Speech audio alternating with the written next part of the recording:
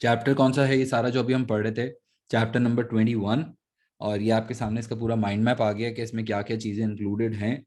और बड़ा चैप्टर था, काफ़ी बड़ा चैप्टर था, लेकिन इसमें हम ज़रा ये एक छोटा सा केस है सैमसंग। सैमसंग का बड़ा अच्छा केस है। एक दफ़ा सिर्फ इसको देखते हैं।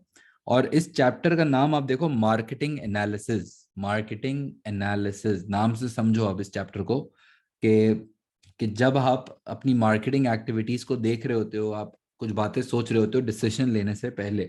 न्यू प्रोडक्ट डेवलपमेंट में क्या क्या बातें सोचनी होती हैं, रिसर्च के वक्त क्या क्या बातें सोचनी होती हैं, सेल्स के बारे में सोचना होता है। When you are making that analytical, analytics होते हैं ना, जैसे जैसे डेटा मिलता है आप उस पर बात करते हो, तो इसी तरह marketing analysis is about analysing your marketing activities के क्या जो फैसले आपको लेने होंगे ना अगले चैप्टर में। मार्केटिंग अगला चैप्टर दिखाता हूँ नाम खाली। तो अगले चैप्टर का नाम ही देखो क्या है, marketing strategy. Now marketing analysis के बाद मार्केटिंग स्ट्रैटेजी आएगा। तो स्ट्रैटेजी बनाने से पहले आप जरा जो सोचते हो, जैसे आप कह रहे हो कि यूं समझो कि यार कह रहे हो कि हमें कोई ट्रैवल पे जाना है, एक प्लान है मेरा भाई, ट्रैवल पे जाना है। तो आप जब जाने से पहले या फैसला करने से पहले कुछ बातें सोचते हो बजट के बारे में, चीज़ों के बारे में, तो वो that's analysis of your decision. इसी तरह जब आप मार्केटिंग स्ट्रैटेजी बनाने जाओगे अगले अगले भी चैप्टर में, तो उसके उससे पहले ही बहुत जरूरी होता है कि आप उस चीज को पहले एनालाइज करो, अपने प्रोडक्ट की इलास्टिसिटीज के, नया प्रोडक्ट रिसर्च, फोरकास्टिंग, ये सब आप चीजें अपनी स्ट्रैटेजी बनाने से पहले करते हो। फिर आप स्ट्रैटेजी बनाना शुरू करोगे, तभी वो अगला चैप्टर होगा। ठीक है। और इसमें खाली मैं अभी ये सैमसंग का डेटा पढ़ता हूँ कि what they are thinking and what's happening ना, सिर्फ ऐसे ही समझने के लिए, मार्केटिंग एक्टिविटीज समझना है, इसमें कुछ काम नहीं करना, सिर्फ सुनना है। सैमसंग, अच्छा क्या हेडिंग है, environmentally friendly paper spoon straw launched. Samsung spend over $15 billion each year on researching and developing new products. जाहिर है सैमसंग तो रिसर्च पे बहुत पैसा लगाता है, ये तो बात हम सबको पता है। Consumers demand innovative and technically advanced products, but they do not necessarily have to be high priced. They necessarily not to be high priced TVs or computers. Even developing a replacement for the humble drinking straw can result in commercial success and competitive advantage. ठीक है, अभी कह रहा है कि electronics से हट के भी आप बहुत सी सारी चीजों पे रिसर्च एंड डेवलपमेंट कर सकते हैं सैमसंग। अब देखो क्या है ये, plastic straws cause serious pollution. One estimate suggests that there are 8.3 billion of them littering in the world, littering the world beaches. In a world,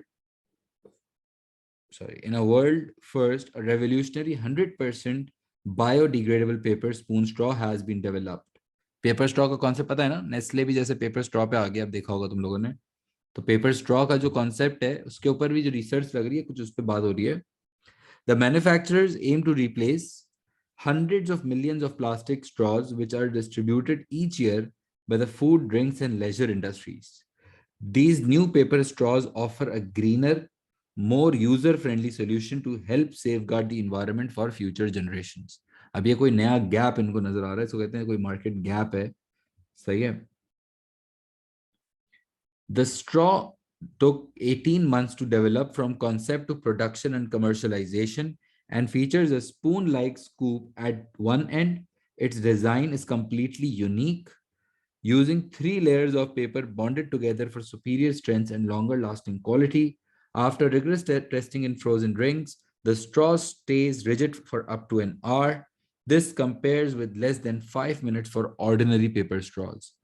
So yeah, the point is कि straw के ऊपर बता रहा है कि research and development जो है उसका भी इतना बड़ा गेम है। जाहिर है अब ये बात तो समझ गए। और क्या जरूरी है कि आपने जो पहला ही रिसर्च किया होगा वो सक्सेसफुल हो गया होगा, जो इन्होंने ये प्रोडक्ट बनाया है पेपर स्ट्रॉ। सैमसंग ने नहीं बनाया ये, लेकिन जिसने भी बनाया है। लेकिन जो प्रोडक्ट है, क्या ये प्रोडक्ट के पहली दफा में रिसर्च सक्सेसफुल हो गया होगा? नहीं, बहुत टाइम लगा होगा, कितने फेलियर्स हुए होंगे। किसी को सॉफ्ट ड्रिंक में डालते होंगे, पेपर को आप सॉफ्ट ड्रिंक में अगर डाल रहे हो, जूस में डाल रहे हो, तो मेल्ट हो जाना चाहिए ना भाई।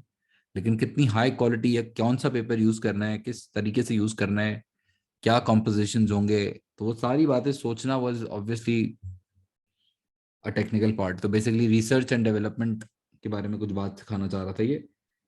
और एक और सवाल छोटा सा, ये देखो, ये तब समझ आएगा जब आपने वो इलास्टिसिटीज वाला पूरा पढ़ा हुआ है, नहीं आएगा, अगर नहीं पढ़ा हुआ तो फिर नहीं समझ आएगा। लेकिन पहले जो इलास्टिसिटीज हमने पढ़ा था ना उसके बारे में, इनकम के बारे में, देखो मैं रीड करता हूँ। ET is planning it's marketing strategy for next year. ठीक है, ईटी की प्लानिंग चल रही है भाई, मार्केटिंग स्ट्रेटजी की। It can produce either more highly priced technical toys or more low price games and puzzles. ठीक है, दो ऑप्शंस हैं, या तो हाईली प्राइस्ड टेक्निकल टॉयज बना सकते हैं या लो प्राइस गेम्स एंड पजल्स बना सकते हैं. Decisions also have to be made about how to allocate the promotional budget. The marketing manager is planning to use the information in table 21.3 to help make these decisions. Economic growth in the country where ET sells its product is expected to rise to 6% next year. ये line आपको क्यों बताई है यार, मतलब देख रहे हो, economic growth is the country where it sells its product is expected, ये कोई बता सकता है कि समझा सकता है कोई, क्यों, मतलब इकोनॉमिक ग्रोथ रेट 6%, ये क्यों बताया इसने आप?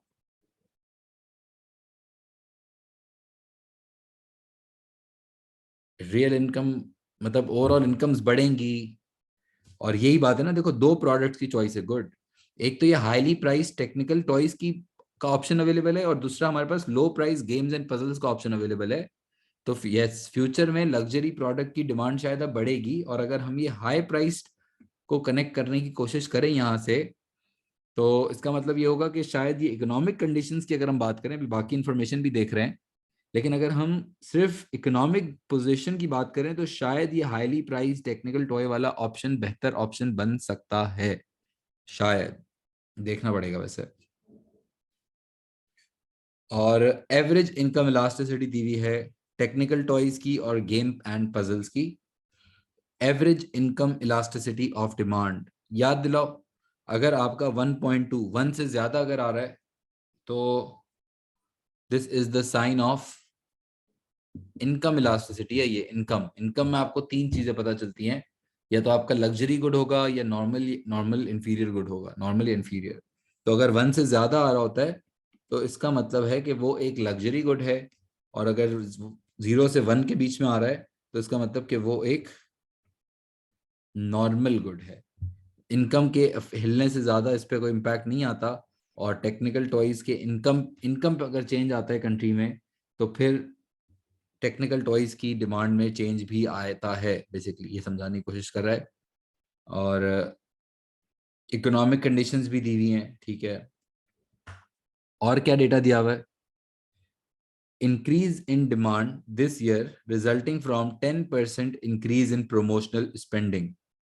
ठीक है, जब 10% प्रमोशन पे ज्यादा पैसे लगाए तो डिमांड कितना बढ़ी है, देखो इसकी, टेक्निकल टॉयज की डिमांड 12% बढ़ गई है। क्या मैं प्रमोशनल इलास्टिसिटी ऑफ डिमांड निकाल सकता हूँ? Percentage change in quantity demanded 12% upon percentage change in promotional spending, so that's 1.2, है ना। और गेम्स एंड पजल्स की बात करें तो percentage change in quantity demanded upon percentage change in promotional spending, सही है, 0.6. And this 1.2 represents what? This 1.2 represents promotionally elastic. Yes. And 0.6 आपको क्या शो कर रहा है? Promotionally inelastic. सही है, यानी कि जो गेम्स एंड पजल्स है ना, वो इन प्रमोशन के चेंज होने से ज्यादा कोई इनकी डिमांड पे फर्क नहीं पड़ता। और इसमें एक और बात भी ये थी कि अब वैसे तो चलो डिमांड बढ़ गई है 12%, लेकिन इसमें एक सवाल ये भी है कि क्या वो सिर्फ प्रमोशन की वजह से ही 12% बढ़ी है, या मे बी इकोनॉमिक ग्रोथ का भी तो एक सीन है ना।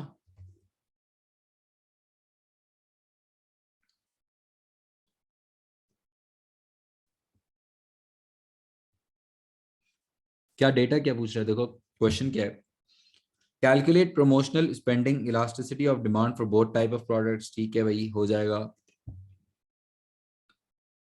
Recommend to ET's marketing manager the decisions she should take about products and promotion next year. Justify your recommendations. Okay, okay. So basically the marketing manager is asking कि अब हम क्या सीन करें, कौन से प्रोडक्ट को हम ज़्यादा बनाएं, ये पूछ रहा था ना कि क्या हमें हाईली प्राइस्ड ज़्यादा बनाने चाहिए या लो प्राइस वाले ज़्यादा बनाने चाहिए. तो I would suggest, what do you suggest, technical toys पे जाना चाहिए इस सिचुएशन में या गेम्स एंड पजल्स पे जाना चाहिए है? क्या सजेस्ट करोगे तुम लोग इन हालात में?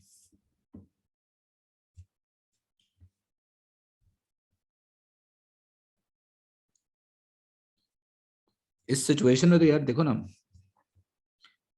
अभी इस सिचुएशन में अगर मैं बात करूं तो क्योंकि इकोनॉमिक ग्रोथ अच्छा रेट नजर आ रहा है, तो आई बिलीव कि इनको फिलहाल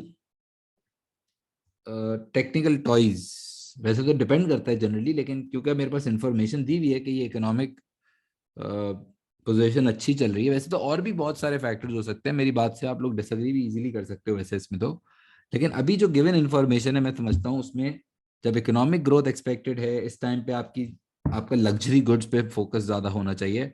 वैसे तो आपके पास गेम्स एंड पजल्स भी हैं, वो नहीं कि नहीं है आपके पास, उसको आप बेच रहे हैं, लेकिन इस टाइम पे जब इकोनॉमिक कंडीशन ऊपर जाएंगी तो वहां पे आपको ज्यादा फोकस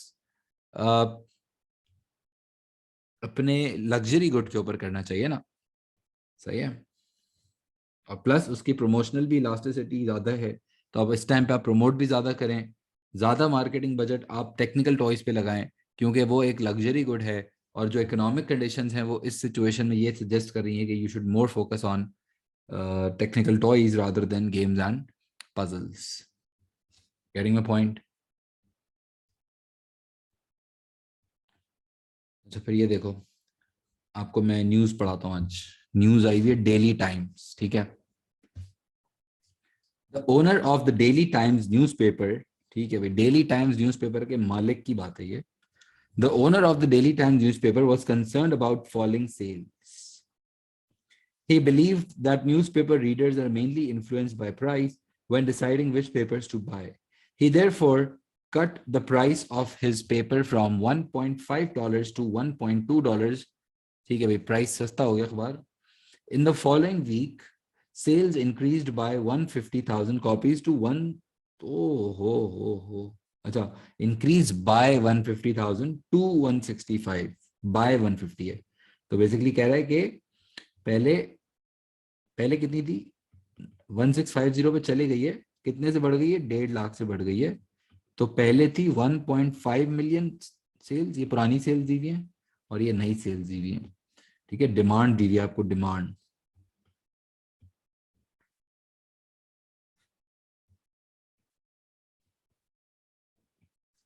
ओल्ड डिमांड थी हमारी 1.5, लेकिन जैसे ही प्राइस कट की हमने तो डिमांड चले गई 1650 पे. प्राइस पहले चार्ज करते थे 1.5, अब हमने प्राइस कर दिया 1.2.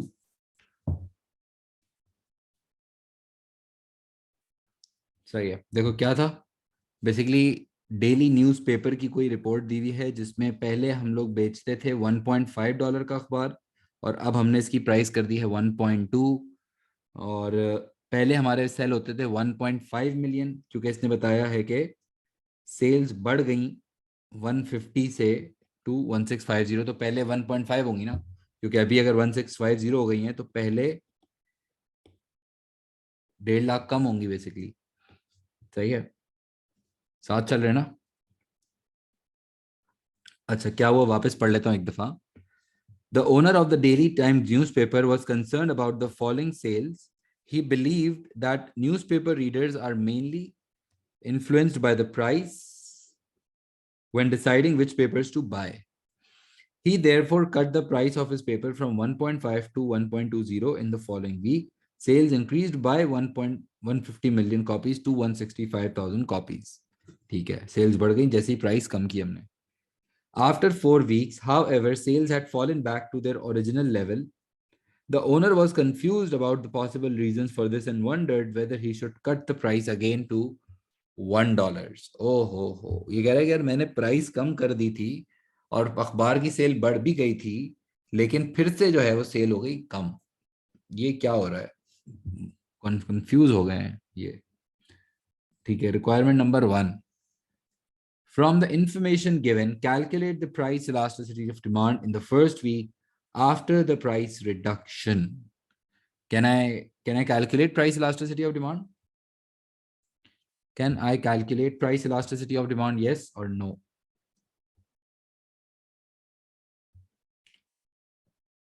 कैसे निकालेंगे? New value minus old value divided by old value.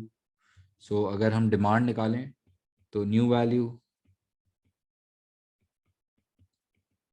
Minus old value divided by old value multiplied by 100, तो डिमांड का चेंज आ जाएगा। फिर new value minus old value divided by old value multiplied by 100. So percentage change in demand कितना आएगा? Percentage change in demand is I think 10%, है ना? और percentage change in price कितना आएगा?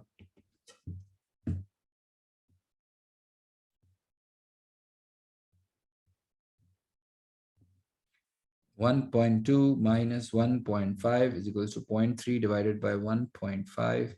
So that's 20%. Minus sign ignore कर सकते हैं हम। परसेंटेज समझ आ रहा है क्या कर रहा हूं? परसेंटेज चेंज इन डिमांड निकाला मैंने, परसेंटेज चेंज इन प्राइस निकाला। अब मुझे पीईडी का फॉर्मूला लगाना पड़ेगा, प्राइस इलास्टिसिटी ऑफ डिमांड का। Percentage change in quantity demanded upon percentage change in price, answer is 0.5।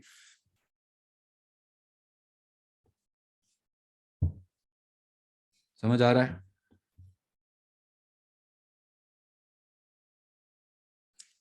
इसका मतलब मैं कह सकता हूं कि जो डिमांड है वो प्राइस इन इलास्टिक है, और आपने जो मैनेजर साहब, आपने नहीं, ओनर जो हैं, ओनर को हमने समझाना शुरू किया कि बॉस आपका जो प्रोडक्ट है वो तो प्राइस इन इलास्टिक है। आप गलत समझ रहे थे कि वो प्राइस से सबसे ज्यादा इन्फ्लुएंस होता है। आप गलत इंफॉर्मेशन पे बात कर रहे थे, क्योंकि वैसे तो आपका प्रोडक्ट तो प्राइस इन इलास्टिक है, आपको तो प्राइस कट करना ही नहीं चाहिए था ना।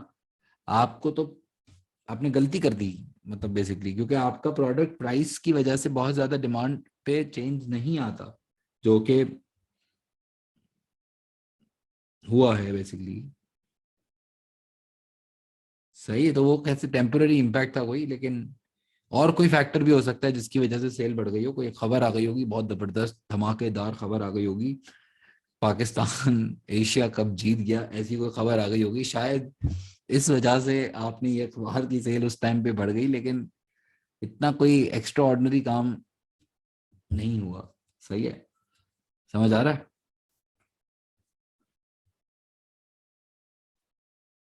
क्या आपको ये कॉन्सेप्ट समझ आ रहा है?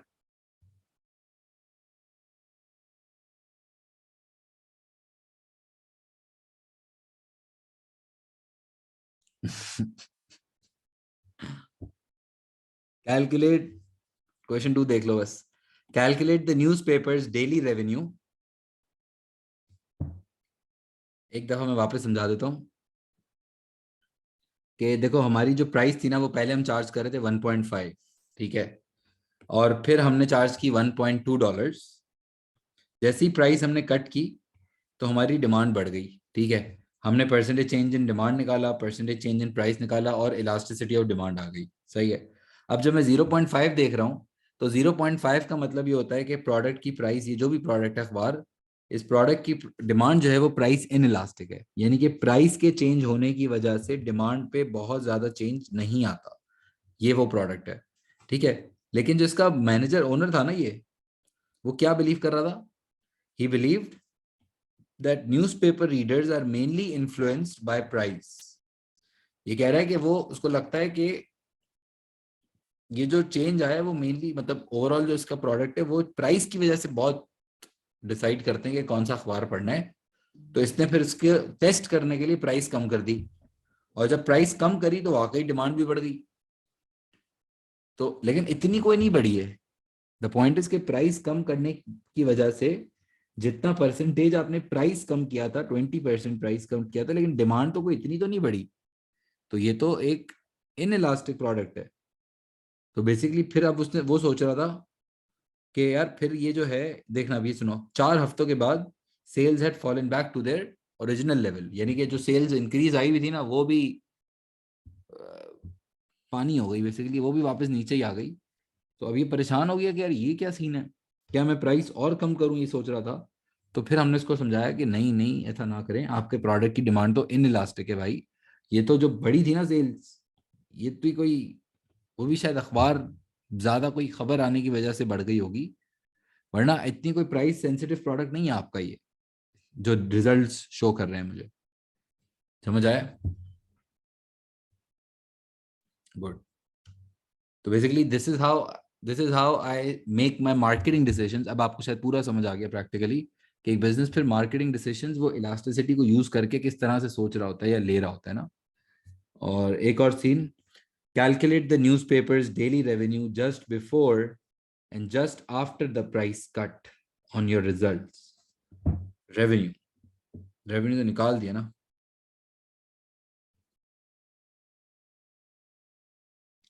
सेल्स निकाल ली ना हमने ये।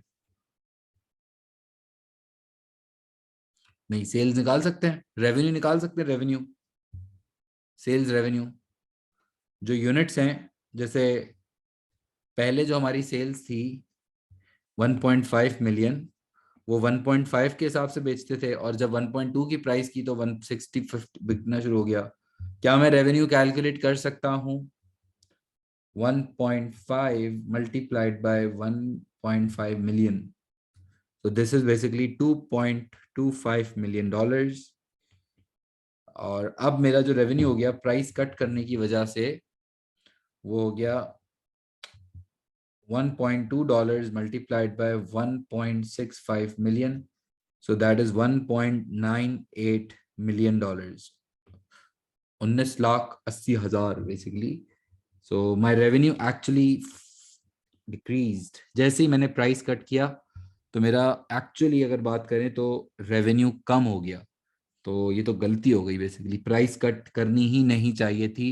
या पहले हमें इनको कहना चाहिए कि पहले तुम पागल इलास्टिसिटी देखते फिर उसके बाद प्राइस कट करते ना, ये तो गलती कर दी है तुमने। और अब अगर तुम कहते हो कि मुझे और प्राइस बढ़ा और प्राइस कम कर देनी चाहिए, तो वो तो फिर एक और इंतहाई स्टूपिड फैसला होगा। तो ऐसा ना करें आप बेसिकली। समझ आ गया मेरे ख्याल से ना।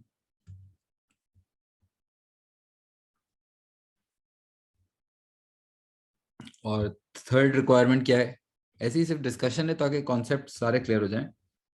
Explain two possible reasons why demand fell back to the original level some weeks after the price reduction. ऐसा क्यों हुआ कि probably कोई और competitive अखबार भी आ गया होगा, या उस टाइम पे कोई बड़ी न्यूज आ गई होगी, जैसे अभी एशिया कप की बात कर रहा था मैं, कोई वहां पे उस टाइम पे कोई सेल्स बढ़ने का सीन हो गया होगा। मे बी कस्टमर्स टेम्पररीली जब कोई चीज सस्ती हो जाती है तो शायद बंदा ट्राई करने के लिए चलो ले लेता है। तो मे बी इस वजह से शायद सेल्स बढ़ गई हो आपकी पहले, है ना, फिर बाद में लोग अपने ओरिजिनल प्रोडक्ट पे वापस चले गए हो। और evaluate whether owner of the newspaper should cut the prices again. So obviously my answer is no, no bro, no, don't cut down your price again, rather try to increase your prices, because आपका product price in elastic है और आप price cut करने की बात ना करें तो बेहतर होगा। That's how you suggest. बस ये अखबार अखबार की बात छोड़ो, लेकिन कॉन्सेप्ट आपको समझ आ गया कि आप जब कोई इलास्टिसिटी देख रहे होते हो तो किस तरह से आप उसको मार्केटिंग डिसीजंस में हेल्प कर रहे होते हो, या हाउ प्राइस इलास्टिसिटी और इनकम इलास्टिसिटी और promotional elasticity will help an organization into their marketing decisions, which can be any marketing decision. ये तो प्राइसिंग के बारे में बात कर रहे थे, इस तरह न्यू प्रोडक्ट्स के बारे में, इसके तरह डिस्ट्रीब्यूशन चैनल के बारे में, इसके बाद प्रमोशन, यानी कि बहुत सारे मार्केटिंग डिसीजंस हैं जो शायद इलास्टिसिटीज का डेटा यूज करते होंगे। ठीक है, this was all for chapter number 21। सही है।